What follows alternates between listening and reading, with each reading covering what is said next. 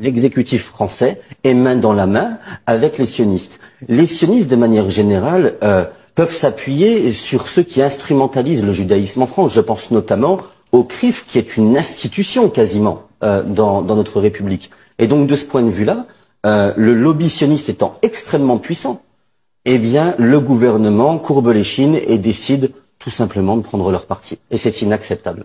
En fait, ils s'en prennent à toutes les personnes qui affichent leur soutien à la cause palestinienne. Exactement. On est persona non grata.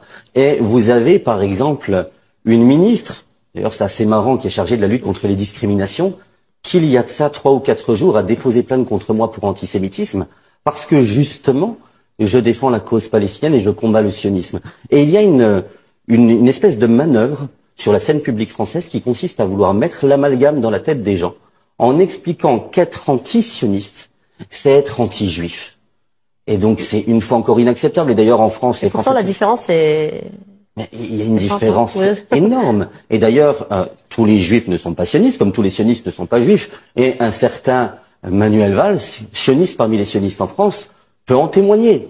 Il n'est pas juif et ça a été pourtant l'une des plus grandes voix dans l'exécutif sous François Hollande qui était fondamentalement sioniste.